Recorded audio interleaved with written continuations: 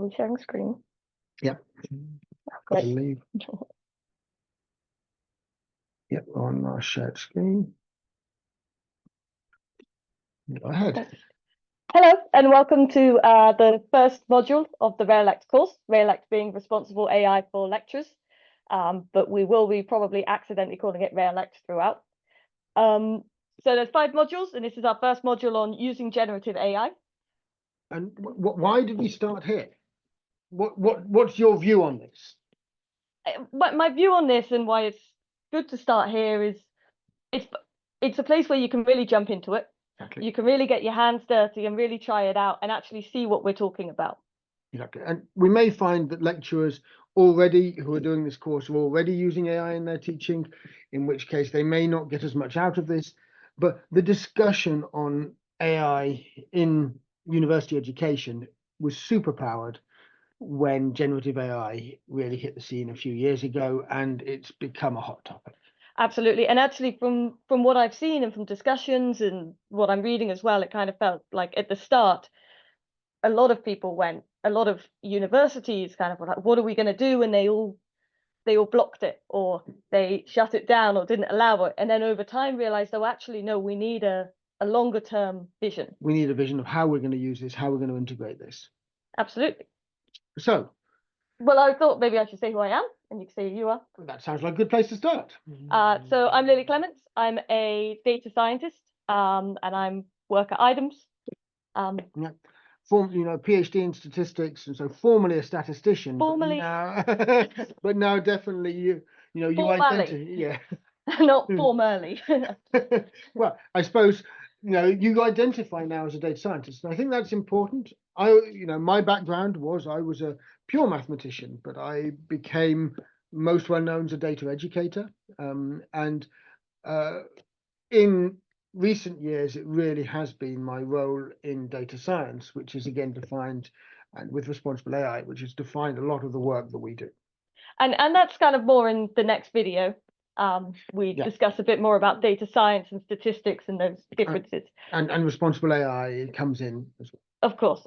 But here to start, we thought with getting our hands dirty and discussing kind of actually using generative AI. Okay, you don't need to be responsible yet. That can come out later. First of all, just start using it, because if you're not using it already, then it's often the anticipation of what could be done and what could be done is often very different from actually recognizing, well, what can you do right now? Because that's really impressive, and it's already changed the way we should think about things. Absolutely. You want to talk about a particular paper, don't you? I do, yes. So I would want to talk about this paper here, which came out, I'm not sure how visible it is or anything, but on the 27th of June. Was that the newspaper article or the paper? I think that was the newspaper article. I think you're absolutely right. Yeah, so the paper would have come out before the 27th of June, but this is this is actually at my university where I did my bachelor's. Yeah, Reading University. I used to work at Reading University, and they were recently reported in major news outlets because of this study. Yeah, and so the study is that for examiners, they generated 33 kind of fake results for examiners to mark. They didn't tell the examiners there were going to be fake results. They just sort of had more scripts to mark than they would have had because of the number of students in the class. Yeah, and so there were these 33 fake students, and actually what had happened was ChatGPT was used to generate these scripts, the exam papers. And unless I'm mistaken, was it sort of 2 that were identified by the examiners as being? They said 94% weren't identified, so that must be about 2.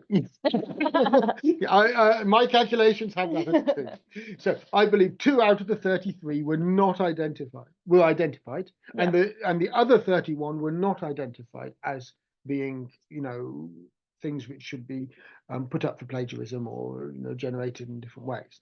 So the first key finding is the fact that actually, these ChatGPT generated responses can go undetected. And what's really interesting as well, I think, beyond that, is that we still have things like Turnitin and other plagiarism detectors, which have here kind of failed their job in detecting if it's AI generated, And who claim that they can detect that. I mean, well, I mean, I don't want to get too much into the sort of the discussions about how possible it is. And I think, to me, the fact that they went undetected, to me, is the fact that, irrespective of whether we could get better systems which would detect more of them, there's actually problems around that which would probably come out later. Maybe not in this particular session, but in later sessions, around the ethics of this. If you're actually over detecting, you could actually be claiming that people have particular writing styles, maybe because of their ethnic background or whatever it is.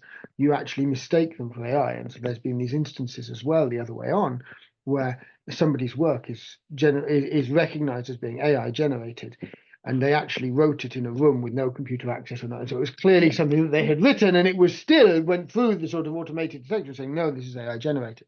but as you say, this comes up later in the course in other modules. Yeah, and so we'll get to those ideas, but to me, the key idea here is really this element that it's not just that they went undetected, but they outperformed students in first year and second year exams. I mean, that's the key point. Actually, in third year exams, interestingly, they didn't.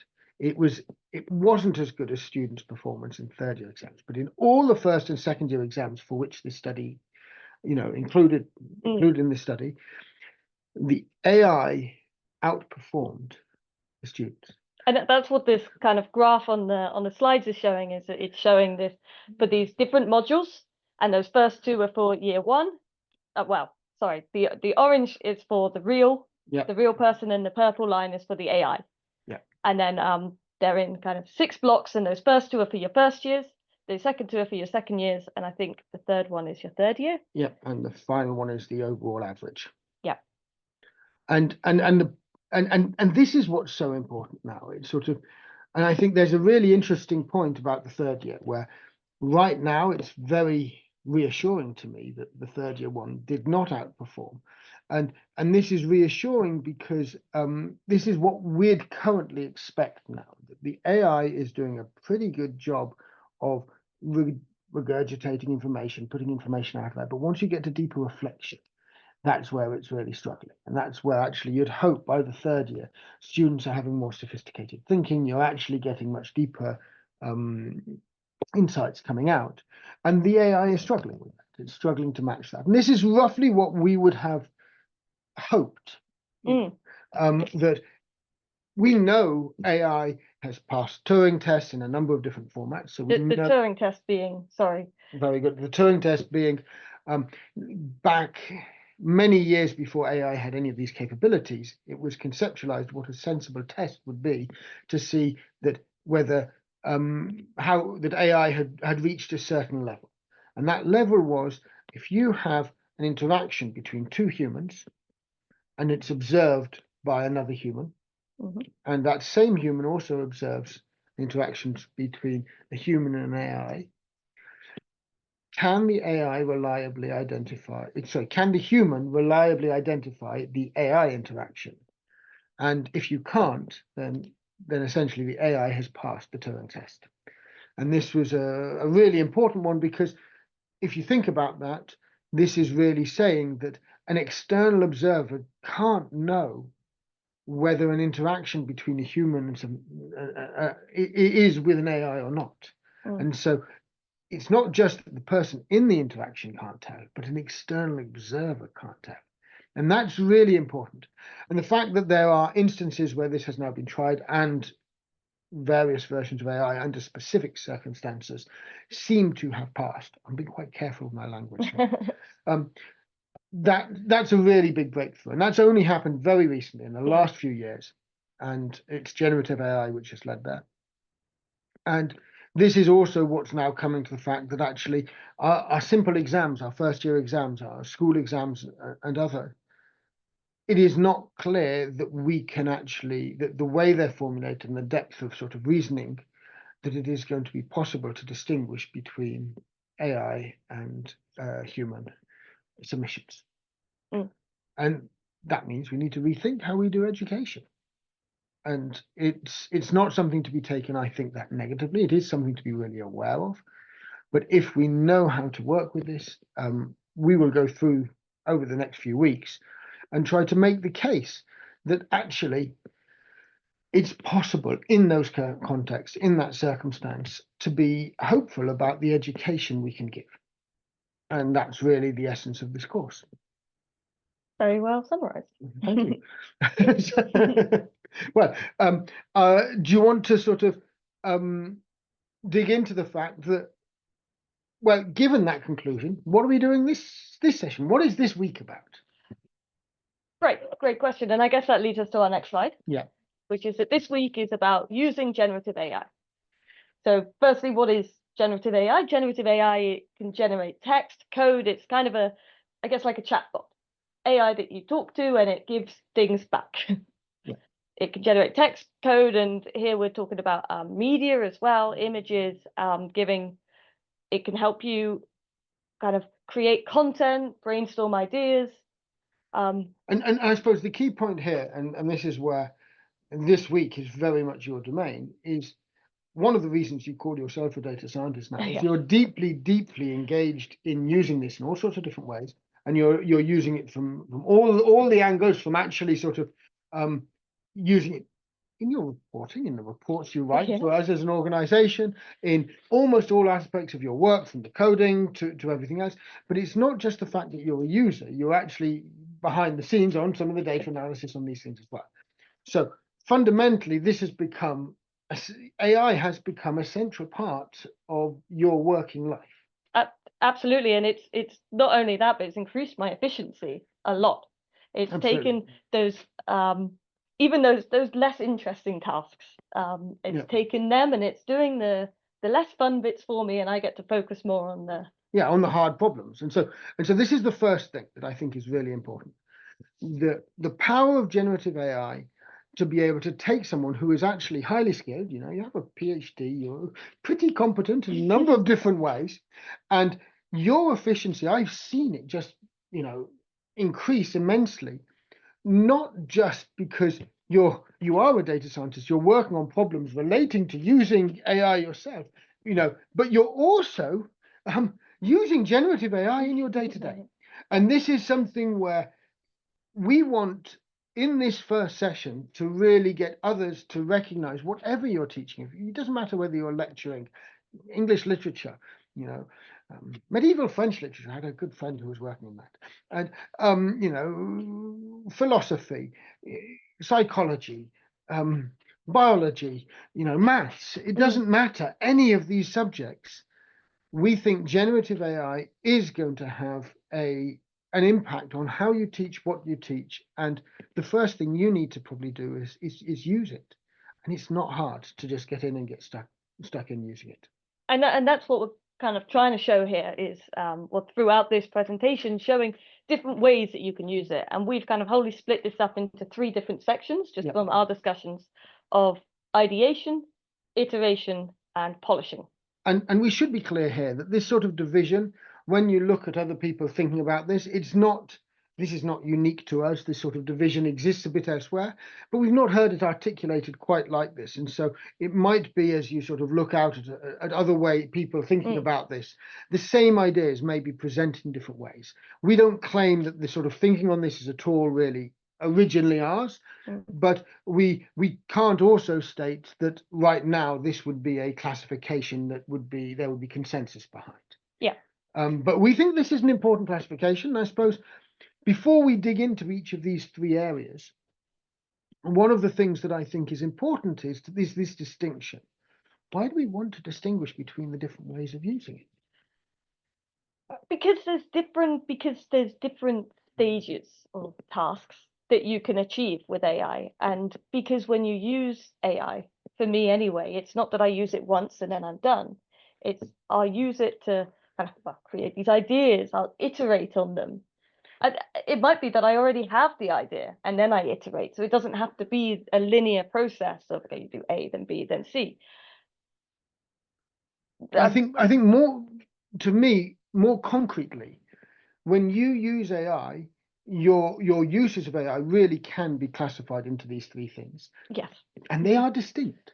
And this is where that distinction actually worrying about people using it in one way versus another, if you're not thinking about these different things, you're not able to seize the benefits. You worry maybe about the fact that maybe people are using it in ways they shouldn't, without recognizing that actually, if only we can get people to use it for things they should, we can give a better education.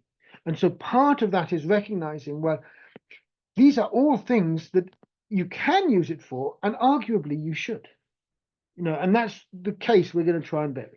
Yeah. That go ahead, try this out. And actually in the course, the expectation is that in the forums, you take at least one of these topics, one of these ideas. There's activities in the Moodle course, and you are expected to choose at least one, to post something on it, and to respond to other people's posts on this. And so that's the hope of getting a little bit of interaction on the course between participants. And we think that you don't have to do all of these, but we think you should at least do one of these and try it out for yourself in a way that can then lead to discussion and reflection, because that's what we want people to get out of this. We want good discussion and reflection, at least in this first week, about using this. We're not at this point really digging into all the other complexities, but at this point we want people to be using it and to be reflecting on that use and what the implications of it are for them. Very good. Do you want to dig in? Let's dig in. So we'll start with ideation. Right. Just as a side note, AI generated images right here, which is well, we can dig into that another time, but which is why people have slanty faces, like slightly blurred and interesting. And I think one of the things which is interesting is that sort of you've made a point in this course of using AI generation for pretty much everything, including the HTML code. I don't know HTML, and I'm so using it for the HTML code. I'm using it for ideas, for layout, and yeah, exactly. And this was a genuine choice within this module to actually deliberately, use the tools we're encouraging you to try out yourself as part of the generation of the course materials, not the course content. And that's an interesting distinction. The course. So let's carry on.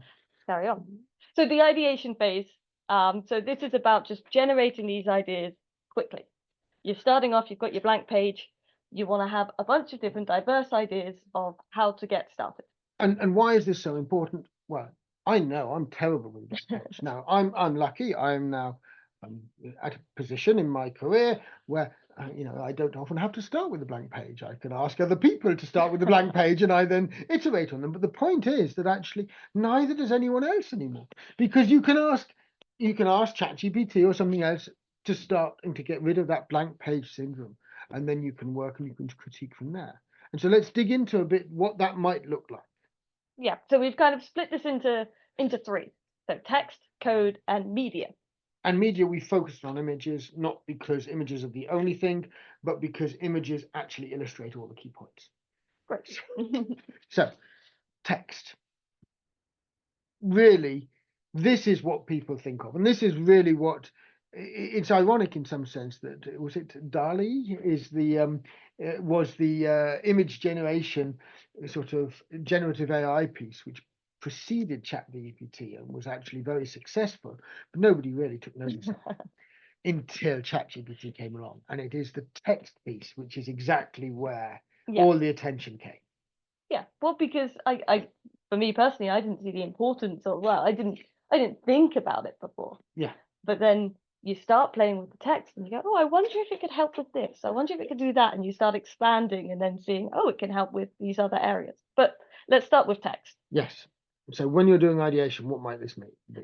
So it might mean like a student has an essay that they're writing or a report, and they ask, ChatGPT, can you give me like a catchy title for this? It might be that they give some information on it, and ChatGPT will throw out a couple of suggestions. Yeah. And it's this idea that actually, and we often have this when we're sort of, we're brainstorming ideas, and we just want to sort of, we have some ideas, we want to get the ideas into a format which is not catchy. So how do we make this something which will resonate with others? How do we get others interested? And that's exactly the sort of thing where getting a catchy title, getting a catchphrase. We've used this for we use this, and we saw other people using this for acronyms or things like this, where you want a sort of catchy name. These sorts of things. It is so productive to be able to have things to reject as much as things to accept. And that's what a good brainstorming session would be. You often, when you see something you don't like, it helps you to understand, why don't I like that, and what do I like. And so this is extremely useful now as a way to very quickly generate things, whatever your topic area. But it might be that you want to do a bit more than that. So it might be about kind of structure. It might be that a student's told, okay, write an essay on this, like report on that, and they ask, okay, well, I have to write an essay on, the example I gave you was the impact of social media on adolescent mental health. And how did I come up with the idea for that? I asked ChatGPT, can you give me a fake essay title to use? And to me, the thing which is really interesting is pre-ChatGPT in some sense, or you could have asked Google, can you give me an essay structure? And they could have given you an essay structure, but it wouldn't have been related to your subject area. And so that shift, in some sense, is just about this personalization, this relationship you can bring to a particular topic area. And that's where the information you're providing in, and the way you provide that information, is determining what you get back out. In some sense, you could already have got essay structures in other ways, and there's even a question, well, might they be better because they might be more generic, they might be more reusable? What is it that ChatGPT is actually feeding off? What's it learning from to be able to generate this? And that's where you get into interesting questions. But I think what is very practical is the fact that actually this is doing more than just giving you back something which is already existing. And it is something which, therefore, again, it's different to the previous case where you've got lots of examples and you're then picking between them. But it is giving you something to critique again, and to look at and say, no, that's not what I want, because, or yes, this actually resonates to me. And for better or for worse, this is a tool that you use quite a lot when you're writing reports now, that you would. Well, particularly for the first, again, like this is from the blank page syndrome, and then you can change the structure later. You might then, when you're writing, go, oh, actually no, this doesn't work at all. Exactly. But just to help with that initial blank page. And one of the questions as a lecturer, sort of thinking about how your students would want to use this, it is this element that when I'm one of the things that I know, especially when you have young undergraduate students, that critique of knowing what they want to do and having the experience to know that's hard to get. And this is something where I would argue, if you can get people to be using tools like this and critiquing them and actually thinking through, you're teaching a higher order skill. This is something which I want my students to be able to be critical of something, to be able to think, no, this isn't what I want because, or yes, I'm okay with this because. And so actually thinking through why a structure might work for them, why it might not, is the skills that I'm wanting to impart, more than I'm wanting people to take a generic structure and use it. Yeah, that's true. Yeah. And that's also something which is powerful, that if we get this right, then using this can teach these higher order skills. Well, and I suppose then that goes on to kind of our third example, which is a little bit more extreme, but it will do it. But give me a 3,000 word essay on, or a 3,000 word report on this, instead of asking for ideas of what would go where in your report or essay, getting it to write it. Yes. Now, and this is exactly where we now get back to the example that was the University of Reading example, and it does a pretty good job. For first and second years? For first and second years, this is what they have found so far for first and second years on certain subject areas, not necessarily on all of them. And so you may or may not find, but that means that have a look at this. If you're giving essays as part of your training, if you're giving sort of work for people to do, well, how good do you rate ChatGPT for that? And the key point that I would say is that you need to try this. And if it does really well, is that a good thing or a bad thing? Are you asking, or are I'm you? asking. I have an opinion. I'm asking your opinion. Oh, I think if it does really well, I guess define well. Well, if I as a lecturer, well, no, sorry, if they as a lecturer, that's what this is the people we expect to be sort of participating in this. If they find that they put in their essay time, and then they get out of ChatGPT something which objectively looking at it, not thinking about it being ChatGPT written, they think this is a good essay. Then Yeah, I is guess that a good thing or a bad thing? well, I guess that's a signal to you of how you should change your Yeah, work that you're giving people. If it gives you an essay which you think this is a good essay, yeah, then well, that takes the work off now for students in the future. So now, and for future work for people, because you can get it generated. So then now instead they can focus on other bits. exactly. And so this is the thing. I would argue that if your essay topics you've been given, you can get good responses from ChatGPT, then after the sort of fear factor of actually, well, what am I going to do next? This should be a good thing, because what this means is that knowledge is more easily accessible. It means people should be able to consume it better. It means that actually thinking about these things, there should be better tools to enable learning. And so you should be able to go deeper in your subject. You should be able to go further. You should be able to ask your students to be able to think more, to do more than you've been able to ask them in the past, because they now have tools, which means that doing what was asked before isn't necessarily what's required.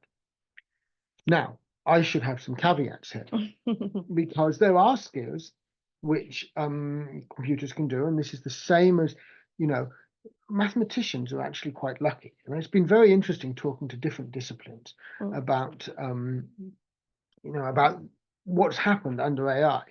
And most disciplines, that you talk to, they're sort of, this is the first time in anybody's living memory when their subject has been so disrupted by a technology. Mathematicians, that's not the case. Mathematical education has been disrupted by calculators, by computers, and by technology so many times over the years that the things that you were teaching when you had to do manual calculations suddenly didn't make sense once you can have a calculator or a computer doing them. And so that disruption has been continuous, in different ways, maybe not continuous. It's had moments of disruption over in recent years, which are within people's memory. And so many lecturers I talk to say, well, yeah, we see this disruption, but it's just another disruption, as other disruptions have happened. And so that's something to bear in mind. If you're in a discipline which has never been disrupted by technology in this way, well, it's a good thing. Just technological disruption can add value to the education if done well. It is hard to do well. That's what subjects like mathematics have found. Calculators have been really difficult to integrate in, and they've not been done well necessarily every time. But it is something where done well, it can improve education, and that's what we're aiming for. Perfect. Should we go on to code, or? Yeah, absolutely. So moving on from text, it can also be used to generate code. Obviously not everyone is so this is more specialist. I did statistics, I'm a data scientist, so I do a fair amount of coding. But it can still be powerful for non-programmers as well. Absolutely. And I think one of the reasons that code has been brought out is it is really interesting that many people for many years have argued that coding is a sort of, you need to teach kids to code, because this is a sort of really future skill. Whereas actually, as we're going to see, coding is really, really easy for. Well, like we said, the HTML code. I don't know code, HTML. If you don't know a language, yeah, exactly. It's this thing where actually coding isn't a higher level skill. It's a very specific skill, and that skill is something which generative AI can be extremely good at. And so yeah, let's dig into that a bit in terms of ideation. Well, so in terms of ideation, it might be that that you want to generate a data set, and before you would have had to kind of write things out or work it out yourself. But now you can just say, okay, generate me a data set. I want these columns in it. You know, I want this many rows. I want it in that format. Go. Exactly. And it's something where, you know, what it generates may or may not be what you want. And it's interesting. Of course, you're a data scientist, so it's not surprising you've chosen a data set, a generation as the thing, rather than a hello world program. But you know, this is sort of this is to be, you know, this is a very sensible sort of task.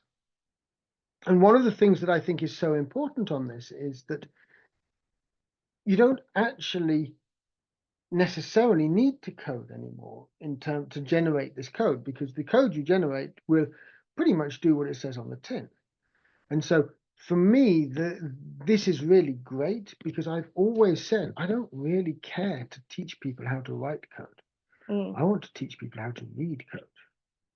And what's really important is if you get it to generate a data set, well, you want to be able to read the code to know, well, okay, well, maybe what distribution was used for that column, and is it actually representing what I wanted it to represent? And to do that, you need to read the code that was generated. And so actually shifting the focus, and this is what I found as I've tried to train people and both programmers, but also sort of people in data, you know, the skill of writing code is much less important than the skill of reading code. I really want to shift that focus, and this enables us to do this in interesting ways. I mean, I will just point out at this stage, ChatGPT, in my experience, is not as good at some languages as others. In the language I use the most, it's pretty. It's very good at reading your code. In the language that I use, it's good at other levels of it, but starting, yeah, it's good at the little bits. It wouldn't be able to do a big task. Well, and this is the thing that Yet. Exactly, and this is the thing. This will change over time, but there will always be these limitations, and there'll always be these needs to be able to sort of figure out what you can use it for.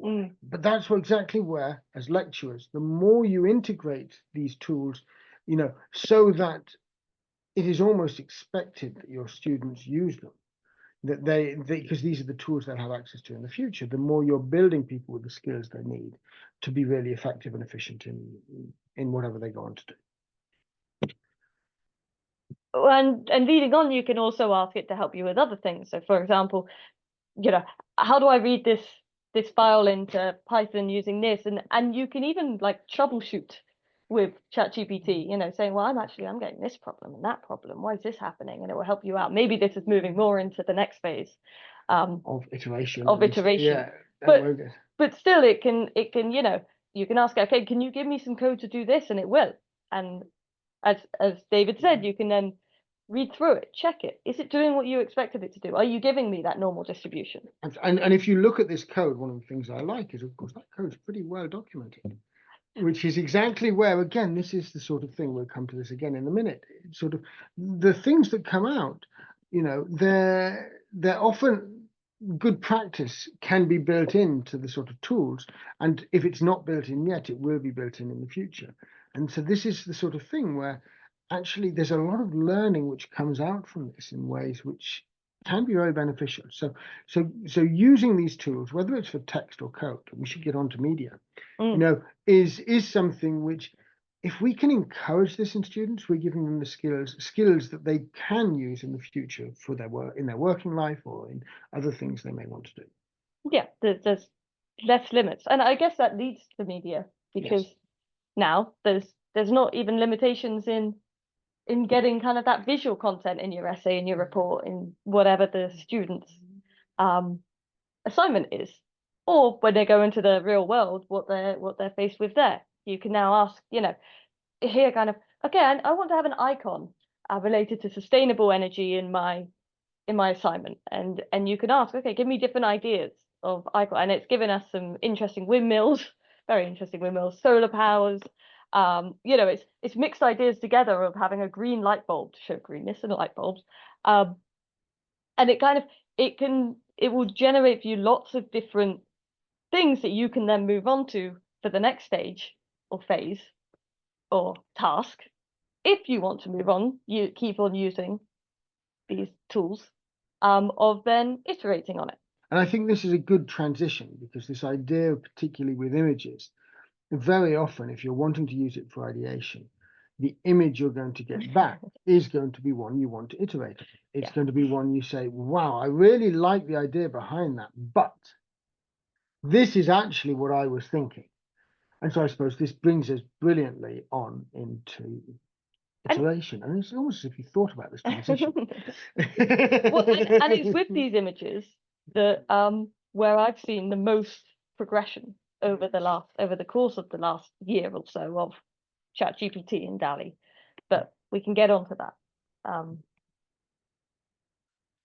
So iteration, yes. Iteration again, a generated, words which aren't really words and loop bang together. But anyway, that's ChatGPT for you, or DALL-E here. So the iteration task is about kind of transforming your ideas, refining your work, optimizing it, improving it, but also even about like understanding other content that you're given. Yeah. So maybe we'll dig right in and go to text.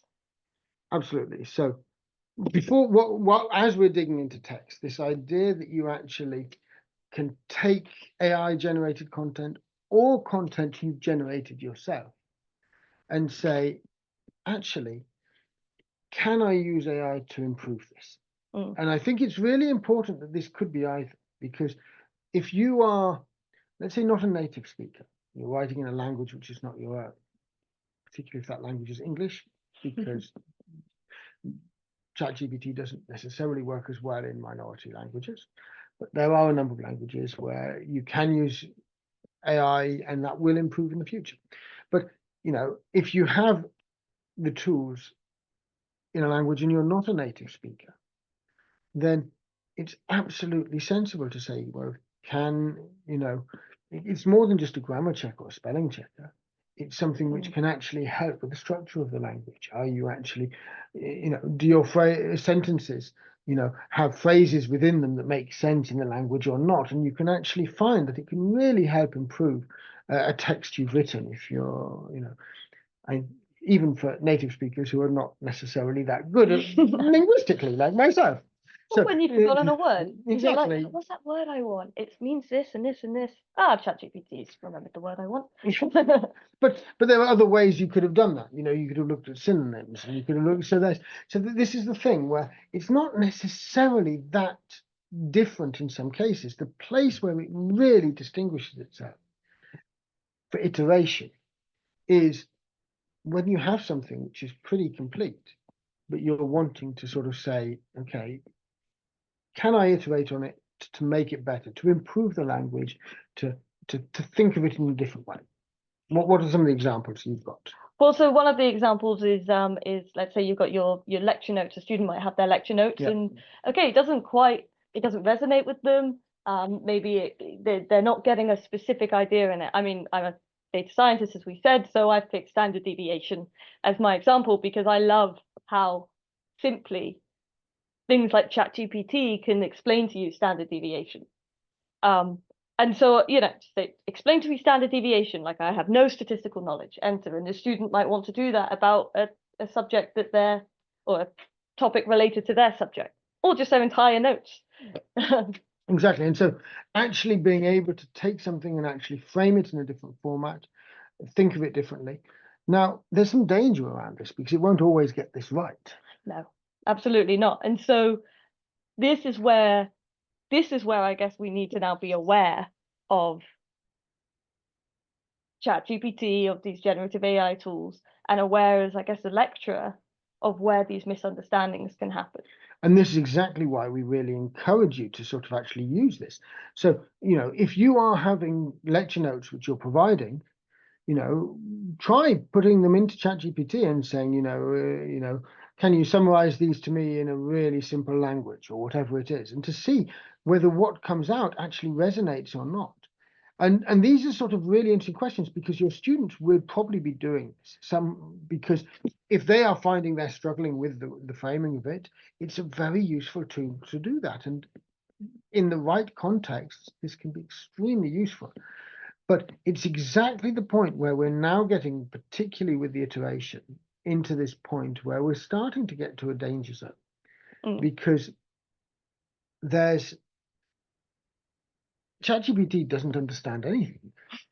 So it can put things out which are blatantly wrong.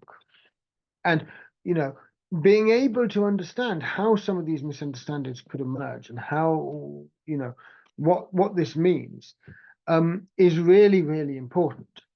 It is so valuable that you can have these reframings to be able to suit your language style. But at the same time, there is danger that comes in with that about potential misunderstandings, potential miscommunications, because it doesn't actually know what it's talking about. And so it is drawing from a huge data bank of information, which is mostly reliable, but not all reliable. But it doesn't actually understand it. And it's so convincing in how it says it. Yes. It's so convincing. It's, I never knew that was. Whereas with, I guess, just jumping forward a step or two, with media is where you can visually see, okay, well, I know that that's too many fingers for a human hand. Yeah, and it's sort of, it's this sort of thing where, and you say with the media, sometimes this is more visible, but it is just generally anything that comes out. This iteration process, to me, is somewhere where you can see the real power, how it can be doing things which could be so valuable, so useful, but also the real danger where it could be missing the point or misleading. And it can be doing those all at the same time. And this is a sort of really powerful point for people to dig into. And I guess a lecturer can check that with their lecture notes. But what if a student instead wanted it to be done with a paper?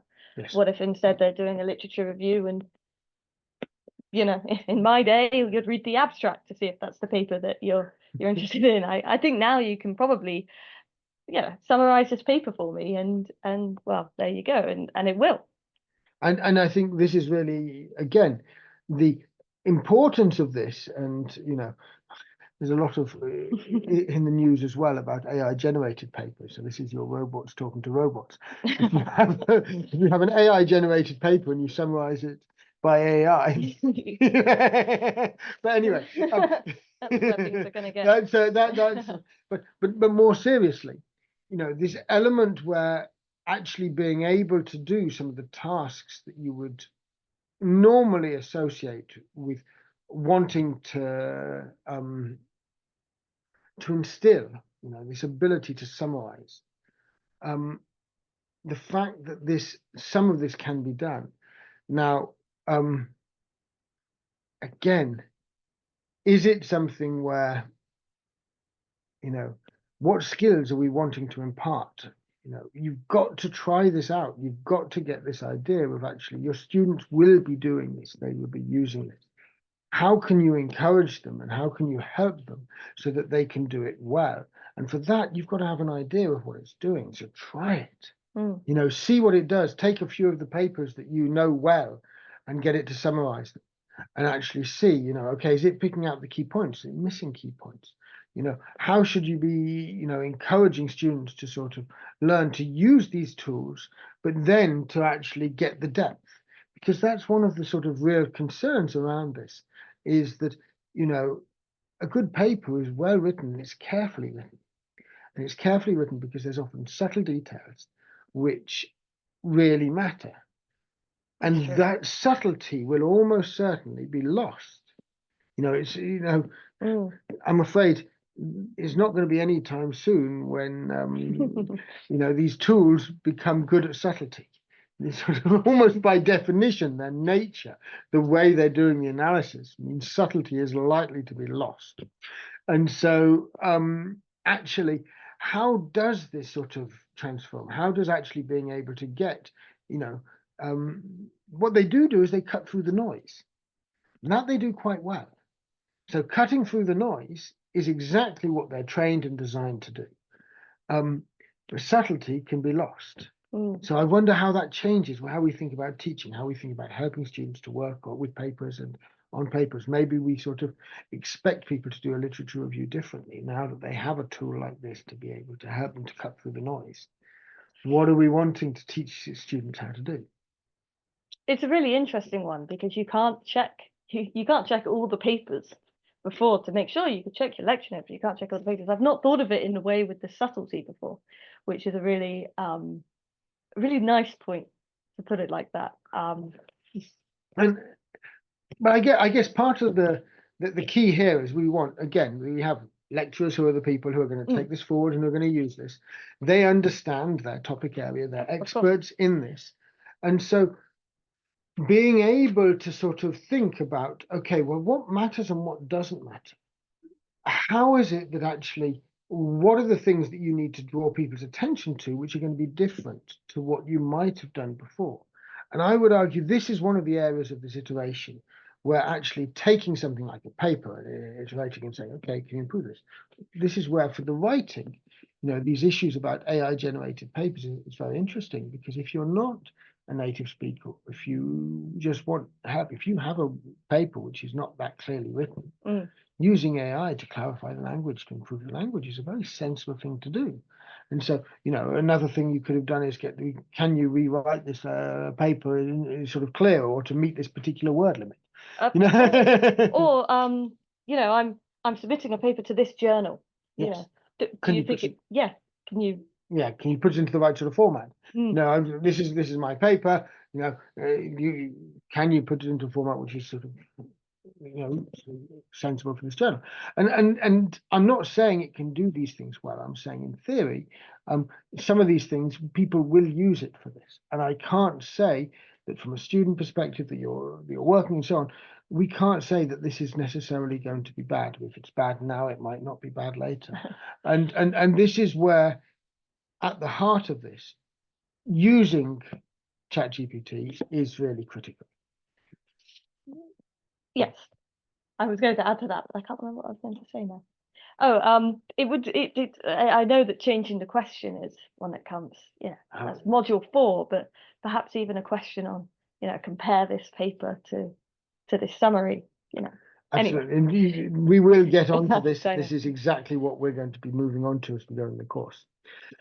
But I think this last point you have about the text, which is exactly this, idea of which we've just mentioned, of improving readability, clarity of a draft you have. And that could be a draft paper, a draft report, there's a draft essay, a draft email. Exactly. These things, this is something where this is a skill. This is an iteration, use of AI for iteration, which actually, once you get out into the real world, in our work, if you use ChatGPT to improve the clarity and the readability of your email, great, because your email is clearer and more readable. Yeah. And that's the end result, which is important. And so being able to think, what can it do well? Where are the dangers? That's where you got to use this to see it, to just get comfortable with it, and then don't get fixed in your thinking, because it's moving pretty fast. Yeah. Well, and you said at the start about how I use it a lot in my work. I'm not the only one. No. Over breakfast today, I was talking to several of my colleagues at IDEMS, and they were saying about different ways that they use it in their work. Absolutely, of course, it's something which is central to a lot of the work we do. It's a big part of who we are. Code. So I mean, this is where I find ChatGPT can be really useful, is with like my code. Okay, I've written the code. Now I want you to iterate on the code. I want you to optimize it. I want you to make it run quicker. Oh, this is nice. This is nice. You can compare your new output with your old output to make sure that it's still giving you the same things, and little bits like that are given. Well-written code, you've got your automated tests, so you're confident that the output is still giving the same answers in different ways. How did you make your tests? Exactly. Can you write me an automated test for this? Obviously, you still need to refine it and iterate it when it does give you the code out, because it might not be testing and everything you want it to. But But no, this iteration point, and I love the fact you've drawn out optimization. I mean, that to me, this presumably is your first point. Yes, yeah, optimization is to make it run faster. Yeah. Because this is something where, when I suppose teach coding is not the right way to do it. Because I don't get to do much myself anymore, which but when I work with my team on coding, this sort of basic thing, you don't start by trying to get something which is running fast. That's stupid. You try to get something which is doing what you need and what you want in the right way. And then to be able to say, well, the optimization stage, well, you don't actually, that's often about sort of understanding the language. It's, it's digging in, and it's exactly the sort of thing where done right, that iteration with something like with these generative AI tools is just the right set of tools to use. And coders are leaning into this all over the place now. There is very little point, in my opinion. There's somebody who specializes in learning how to optimize code is going to be out of a job, because this is the sort of thing which is, it's easy to see why the machine learning processes can do this well, because it is exactly the sort of task where, everything about it you can get learning if it's done well. And so even if it's not working that well now, it will work well in the future. This is a solvable problem. Optimization of code in different ways.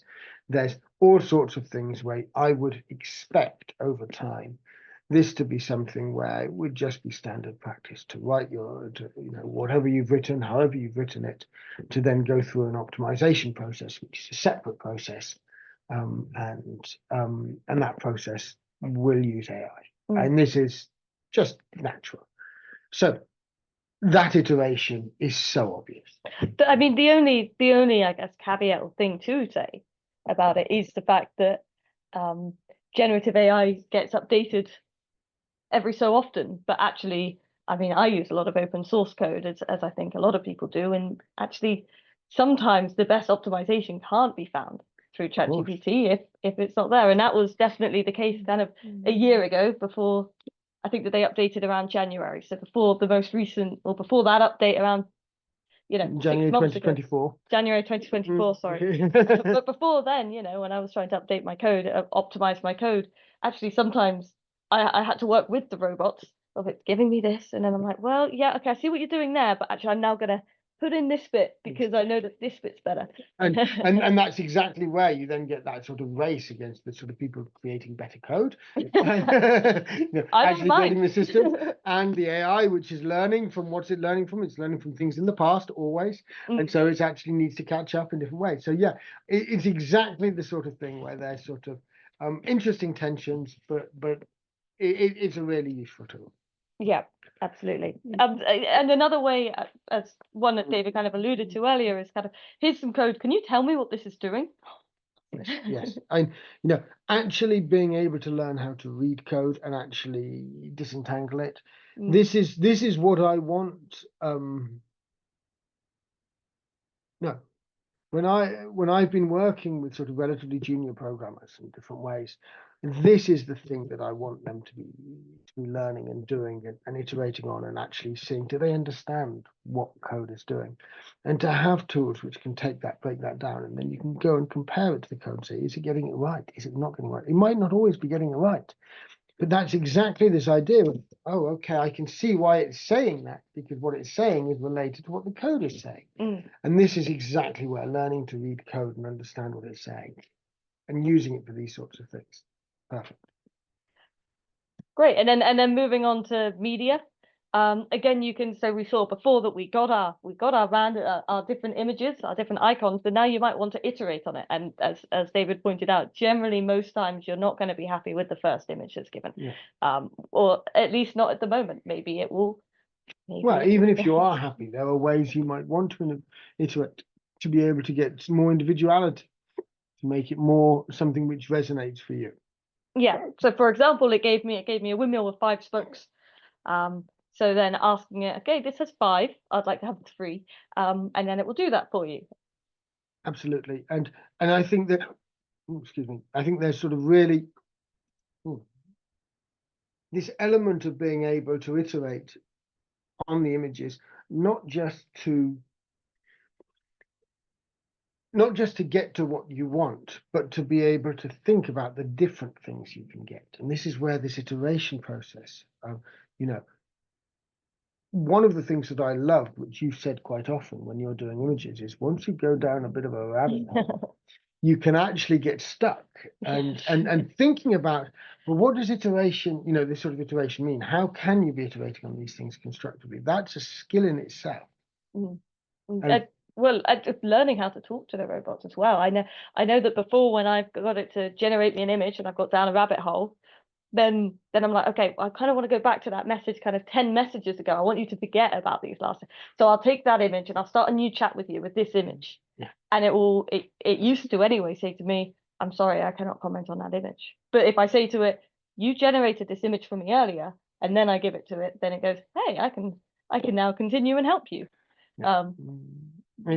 Learning, like, kind of, I guess, how to communicate with them. And it's exactly these elements of being able to figure out what is it that actually, at the heart of it, and people sometimes forget this, and we come into this in the next session, and we know what is AI and what it's doing, but at the heart of it, remember, it's all about the data which is fed in. Mm. So all it's doing is it's learning elements and it's relating them in such a way that it can try to bring out things, create things which it thinks correspond from its learning, from the data which has been fed in, to the things that you're asking.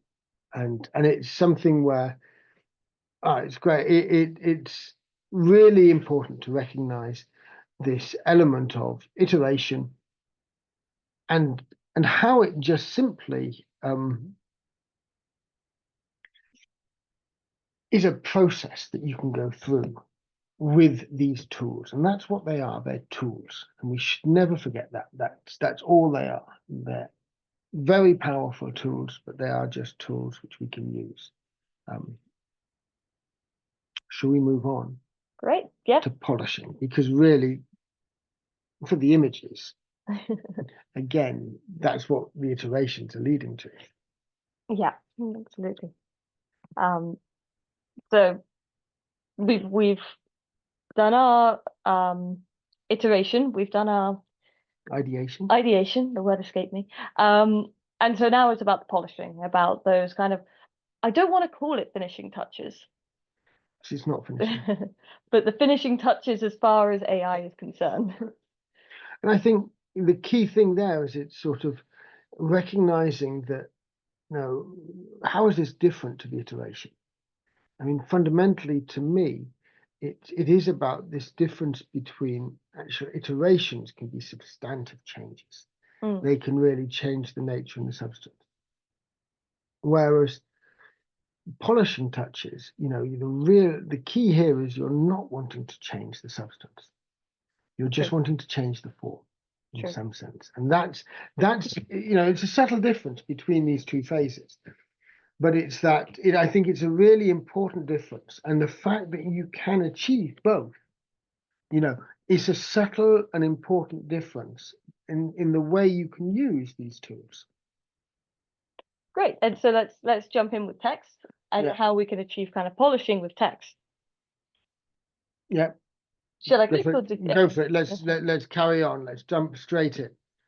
You have this example, don't you, of where you're wanting to take something and you're wanting to say, this audience, I want to now think about it for this specific audience. Yeah, well, this for me personally came up a lot with writing another course where they were working professionals, but they probably they're not trained in statistics or in data science, and so kind of having to tailor what I've written for a different audience.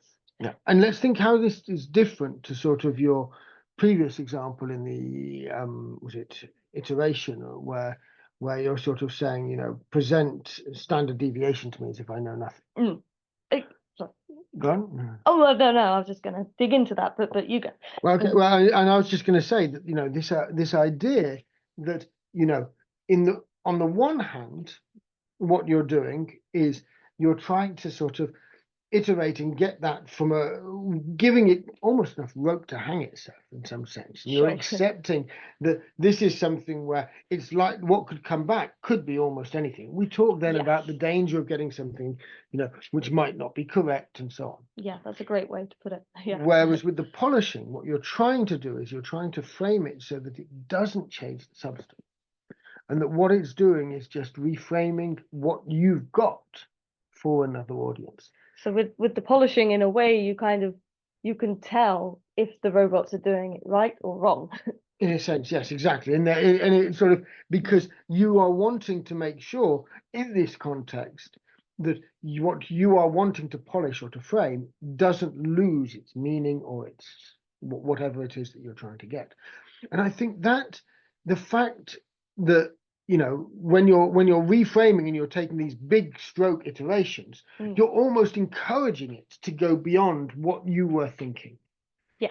Whereas when you're doing this polishing, what you're wanting to do is you're wanting to use it to do what you wanted or what you were doing, but in a way which is maybe slightly different from the skills that you have or from the audience that you know or whatever it may be. And that's a really subtle difference, but it's very interesting that I believe that the tools that are currently out there can be used for both of these things. And I think we should think of them differently. Absolutely. Well, and so the next one, I'm now questioning if it fits here or if it fits in the previous section. So please review this assignment. The question for this assignment was, do blank. you think, yeah, this sufficiently answers the question? So the reason why I put it here was because it's not about changing your entire structure, but it's about kind of polishing it. It's about it just giving you those finishing touches. But I suppose that comes down to how your assignment is. But I would argue that this is exactly polishing. This is exactly what I would frame as polishing, because the whole point is that this is something where what you're asking is you're asking it to sort of be able to stay within the confines of what you've done or what you've given it. True. Yes. And you're asking it to compare that to what was asked in this particular case. And it's exactly the sort of thing. The fact that you can do this with these tools is phenomenal. And this is something where, again, it's this incredible power. Think about how useful this canon should be. I still remember, one of my, back in the day when I was writing a philosophy essay, a long time ago. Anyway, but I did what's known in French as a hors sujet. It was off topic. And it's sort of, I just misunderstood the question. I just ran away and wrote this wonderful essay answering a different question. And it's exactly that point that, sometimes being able to step back on your work. So I ended up getting, of course, a grade that was way lower than I would have expected or could have been capable of, because I just hadn't been careful enough in my understanding of the question. And so to be able to have tools which, can help us to check this and actually rethink this and make sure this is a fantastic thing. And it's not just a fantastic thing for a school essay or a university essay. In work, I mean, this is the sort of thing, am I actually meeting the requirements? Am I doing what I needed to do? This is what I was asked to do. This is what I've done. Have I done the things that I need to? This is exactly where good AI tools can help us to be more efficient, more effective at what we do, if we know how to use them well, and to sort of stop us from sort of, missing out things that because of either inattention or misunderstandings. Yeah. And maybe that leads to the next one of kind of suggesting improvements.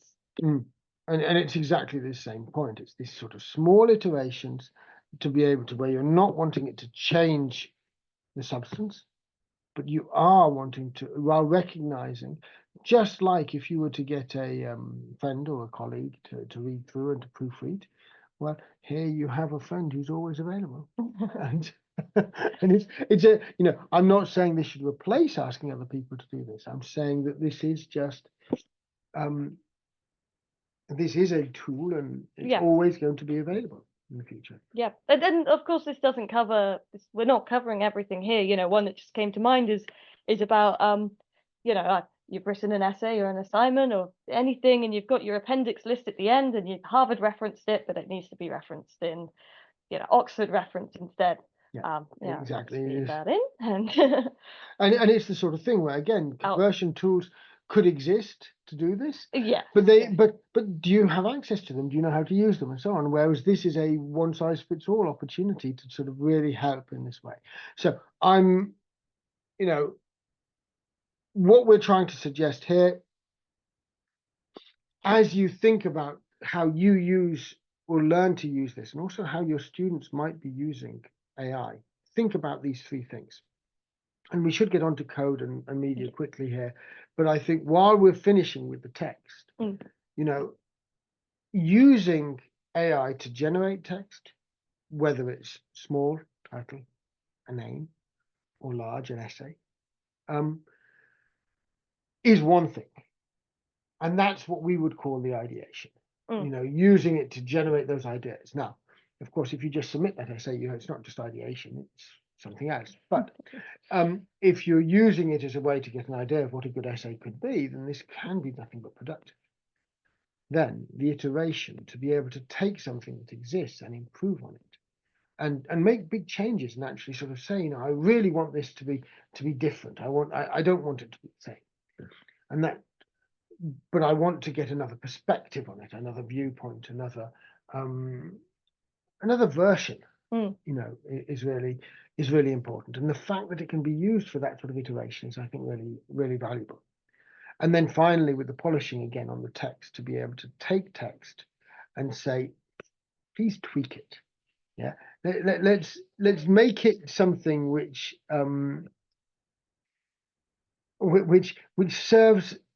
serves me better. Yeah. Sorry, it just made me think of in stats how you have transforming and communicating, and how polishing's like you're communicating, and your iteration is like you're transforming. But anyway. Yes, absolutely. I wonder what the equivalent is. But anyway. Should we jump into code? Let's jump into code. Polishing code. I mean, this for me is my favorite bit. Like for me as a. I know. I've seen you use this. I've seen you use on code, which has been around for a long time.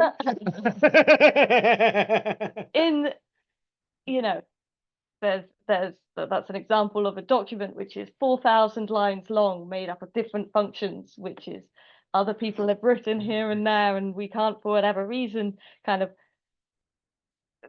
they're too busy. They've got too many other things going on for us to kind of ask them to document it. It was so long ago that they documented it. Here we go. Document me this function. And it will. And obviously you need to check it, make sure that you're happy with it. But for these finishing touches, this polishing, this communicating. Well, I mean, this is the key point, that in some sense, exactly, you had in the iterations this element of actually, well, can you tell me what this code does? And to me, that's a really good iteration phase, where you're actually looking at okay, you're wanting it to help you to read code, and you're then wanting to iterate on it because actually, it doesn't do what I thought. Is it that the code doesn't do it, or it hasn't interpreted correctly, and so on? And these are where you can get to these iterations. But this documenting is exactly, this is the fact that well-documented code in the past was time-consuming. Yeah, was. Yeah. Whereas done well with the right tools to help support you, it is now something which actually you can do efficiently, effectively, and your time is spent on the useful bits. It's actually the checking, the confirming. Then you can go back and think, well, is this doing what it should be doing? And so actually that checking process that you're doing, where you're now looking at this together, you're having that polished, you're having that finished product now coming out, going through, as you said, you've got to check it. And by doing so, you're also checking the code, and you're actually getting more comfortable with what's there. And if it was written a long time ago, you're reminded in ways which are efficient and effective. Much more, especially if you didn't put comment in it, or if someone else wrote it, being able to, and maybe that links to the next bit of put some comments in my code to I want to make it more readable for this assignment, for someone else to read it. Exactly. It's not just it even says, ChatGPT even says, so I said, here, can you add comments to make it more readable for my assignment? And it said, adding comments for our code will make it more readable and help others or yourself in the future. Yes. Just very important, I feel, and it's And- nice that it lets you know that. And it is this element that you're sort of, this is such a standard task, and it's something where good programming practice means you should always do this, but it's such a tedious task. So many programmers hate doing this, and yet they can write really excellent code which is totally undocumented or uncommented, and these things can now be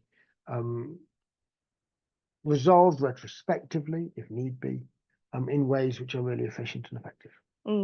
And so again, from a lecturer's perspective, because we've always got to come back from that to that perspective, you know, think about the fact that, you know, when you're wanting to teach people, these are the sort of things you teach people, how to write well commented, well documented code. But if you're doing so without the tools that are now available, then, you know, the skills that people are wanting to get, you know, these are skills where I want people who are developing things to be efficient and effective. And that means that they can be using these tools to generate code, to document code, to comment it, to, you know, and actually it comes back to the fact that programming has become a different sort of skill. The higher level skill is around understanding. It's about understanding the structures, as you said. The code that comes out in sort of big tasks is not always what you would recommend, but you have the expertise to do that. How can we then make sure people get those higher level expertise? And that's what we want. Yeah, absolutely. So, yeah. Okay. Nothing to add. No, I completely agree. I mean, like I said, this is my favorite bit. This is what saved you the most time. This has saved me substantially, you know, days, weeks, but that 4,000, you know, that 4,000 line document of there's over 200 functions. Yes. Over 200 functions that I was able to do in a day, you know, as opposed to yeah, exactly. That task was one that you've had on your plate for a long time, and it's never one you wanted to touch. And then suddenly, let me just try this. and a long time, not being a few days or weeks or months, just years. Years. Yes, exactly. And it's something where that code now is sort of, and it was, there's good reason why it wasn't documented in the way it was created, in the way it was sort of built. And not that that was correct. It's just that that was the nature of the project at that point in time. And the project grew into something much more. And now it's that legacy task, which no one wanted to touch. Yeah. And it suddenly became easy. And then polishing images. So we got our windmill. I want it in a pop art style. I want it in impressionism style.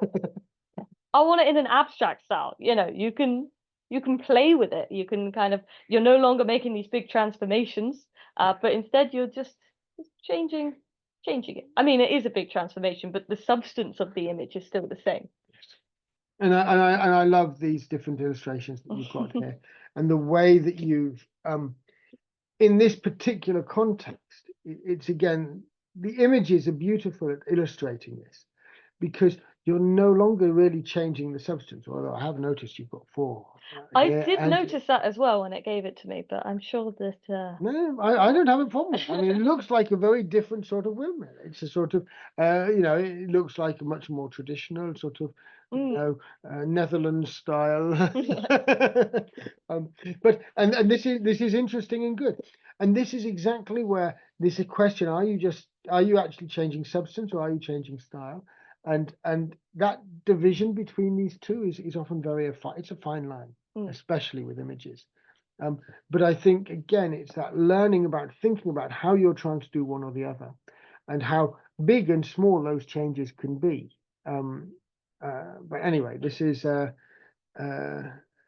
think it's a good finishing point for thinking about these 3 areas. So let's just repeat for a final time this element about using AI for ideation, to really start from scratch and create something, to use it for iteration, to be able to take these big leaps and actually go through and maybe go from one form to another form, which is very different. These ideas of polishing, to take the chore out of tasks which are actually not intellectual. They don't need your capacity, and they're taking a bit of the grind out. And the polishing can do quite a lot of that. That you can get to a higher quality much faster than you can on things where there is an element of, do I really need to do this? And the reason you feel that is often because it's not challenging you intellectually. And so thinking about how generative AI can be used in all of these different ways is really at the heart of, it's at the heart of being able to make the most out of these advances. And these are technological advances which have happened, and our students in the future will be using this in their workplaces, we hope, because it will make them more efficient and more effective. And so we need to be thinking about how that integrates into the teaching we do. And that's the rest of the course. But I think we've got a few warnings before then. I think we have a few warnings. I mean, like we're talking here about using generative AI, but definitely polishing is not the final stage, you know, or you should never take the AI output without checking it, without going through it. Humans in the loop, which we do go into quite a bit in next week's with demystifying AI, or the next module, sorry, with demystifying AI.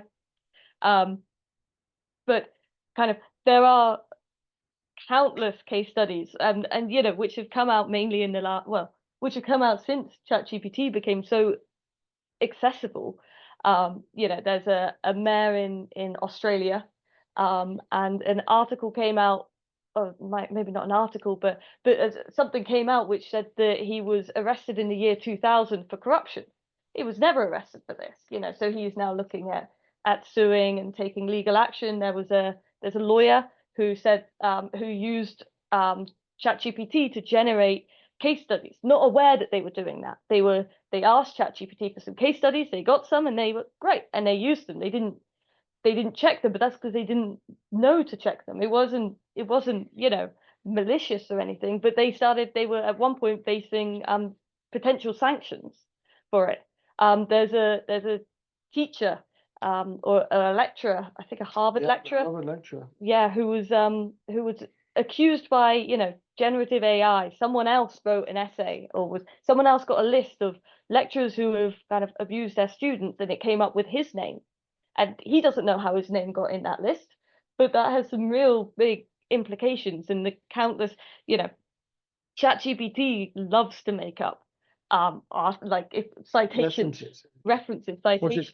Hallucinations. Hallucination, yeah, hallucination. You know, I remember I was reading an article by The Guardian, so a newspaper in the UK, saying about how they've had a lot of people asking them for, like, oh, I saw this paper, but I can't find it anymore. Have you got the paper? They've checked their archives. It just turned out the paper never existed. It was just made up by ChatGPT. And this is the key thing, that it's sort of, we've got to recognize and this is what really next week's or next topics module is about. It's about understanding, well, what is AI doing? Let's demystify it, because it doesn't know what it's saying. There's no deep depth of understanding here. And so the difference between truth and fact and fiction is even harder to than actually for people, where that's also a problem at times. That it's not easy to tell the difference between fact and fiction, but there are ways to be able to try and fact check. But ChatGPT and other AI tools, you cannot expect them to be able to have subtlety and to be able to recognize and churn out fact over fiction. And this is sort of really important. I suppose that leads us, and we've got some of these case studies, you know, this is part of the Moodle site, so, you know, feel free to sort of follow that up, look into them. There's also, we've got the podcast, which you might also want to listen to, which was released just recently as well. And so that's also in the Moodle site, which you can refer to. And we hope that this is a useful overview. And we should finish with a final thought or two. Yeah, sure. And there's also the discussion boards where we hope to really draw out different ideas. Yeah. Absolutely. And this element that, let's, in the discussion boards, if you're active there are of course the assignments. That's part of what we are expecting in terms of people completing the course and the module. And so please engage in that point, and there will be hopefully active discussions there as you go through this course. So the final thoughts, really. Do you want to go through these? Well, we've kind of covered the first one and the last one. There's different ways to use it, and we've only discussed a handful of them here, and we've got the podcast and the Moodle site. But the main kind of key final thought that we really want to drive home is being encouraged to try it out yourself. See the limitations of it, see what it can actually do, because it can do a lot. But if you try it with your subject area and with what you know, then you can really get a much better idea. Exactly, and it's something where it's changing all the time in different ways because of the data which is coming in. But I think the most important element there, from my perspective, it is so easy to use now, and it is so powerful. If you don't engage, if you try to ignore it at this point, you're not serving your students as well as you can. So I think as we close out, let's just close out with these 3 points. If you're going to use it, we encourage you to use it, but don't just think of one way of using it. Don't get stuck in just, well, it can do this. Think about how it can be used in these different ways. And why do we think it's so important to think about ideation, iteration, and polishing? Well, fundamentally, it comes down to the fact that probably for whatever subject area you're in, some of these are going to be things that you think are problematic for education, and others will be things where you think, oh, actually, that could be positive. And that's what we want you to sort of dig into and think about. As you're using this, don't just think about the negatives or the positives, but try to be balanced. Try to recognize that it, like any other tool, it's a tool which is out there. It's the world we now live in. There will be positives and negatives that come out. And we hope through these 5 modules, we hope to take you to that place where you can recognize the negatives, you can think constructively about that, not get caught up in the hype, but take advantage of some of the positives.